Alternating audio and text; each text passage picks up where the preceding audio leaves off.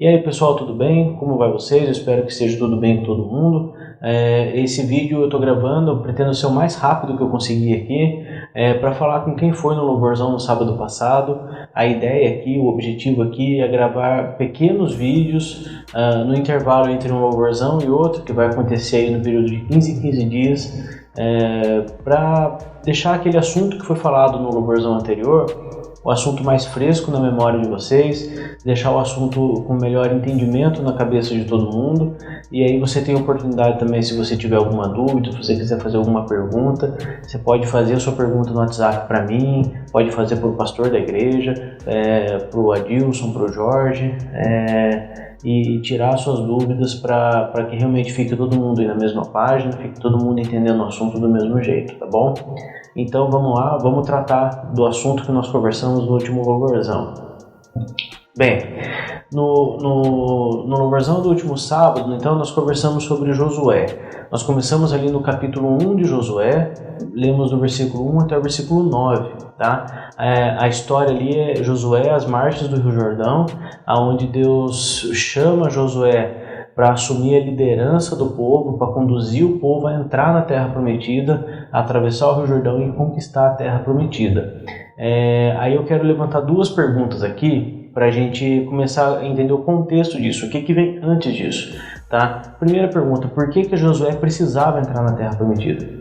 A segunda pergunta é, o que é Terra Prometida? Né? Talvez você esteja na igreja há algum tempo, ou chegou agora, e você não tenha familiaridade com esse tema. Né? Talvez você não consiga responder essa pergunta tão facilmente, se alguém perguntar para você o que é a Terra Prometida, que é descrita lá no Antigo Testamento. Então, para a gente entender isso, eu vou dar uma pincelada rápida aqui, só para a gente contextualizar esse capítulo 1 de Josué, tá bom? Então, a história da humanidade ela é dividida basicamente em 3 períodos. O princípio de todas as coisas, Jesus e o fim dos tempos. Nós estamos tratando aqui do Antigo Testamento, aquilo que aconteceu antes de Cristo. No princípio de todas as coisas, nós temos lá os 5 primeiros livros da Bíblia, que é chamado de Pentateuco. Pentateuco são livros escritos por Moisés, que é a coleção aí então dos 5 primeiros livros da Bíblia. Nessa coleção, nesse Pentateuco, o primeiro livro é Gênesis. Gênesis conta a história da criação, como que começou todas as coisas, como que Deus criou o mundo, como que Deus criou o homem, como que Deus criou a mulher, como que Deus fez todas as coisas. Nesse começo do livro de Gênesis tem a história da queda, como que o homem pecou e o pecado entrou no mundo através de Adão. Nesse episódio da queda, houve uma consequência para todos nós até hoje, que é o quê? Todo homem é pecador, todo homem é caído, todo homem está condenado à morte eterna. Então, o homem não tem condição de se salvar, ele precisa de um salvador, ele precisa de alguém que venha e resgate esse homem da condição do pecado. O único capaz de fazer isso é Deus. Então, a partir do capítulo 3 de Gênesis, em Gênesis 3:15, Deus começa a construir ali a história da redenção, a história da salvação da humanidade. A partir do capítulo 11 de Gênesis, nós temos a história dos nossos patriarcas, né? Começa ali a história dos nossos patriarcas. Um deles é Abraão. Quem são os patriarcas?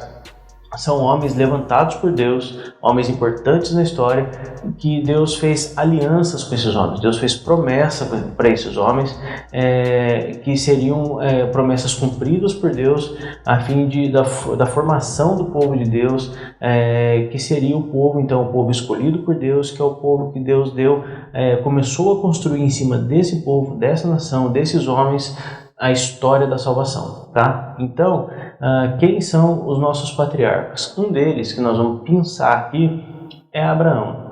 Deus fez uma aliança com Abraão, Deus fez uma promessa com Abraão, que seria o quê? A sua descendência seria muito numerosa. Então, Abraão seria o pai de muitas nações, ele teria muitos filhos, tá? Deus prometeu isso a Abraão, tá?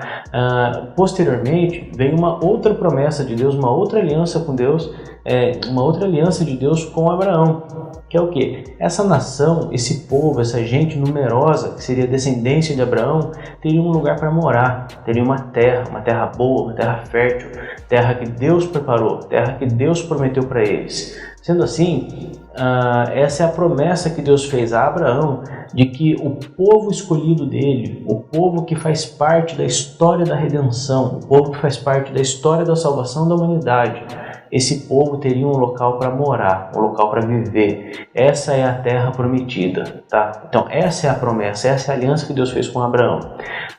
Então lá, voltando então para Josué, no capítulo 1, por que Josué, respondendo a nossa pergunta, né, por que o Josué precisava entrar na terra prometida? Porque essa é uma promessa de Deus, tá? Deus prometeu aquilo.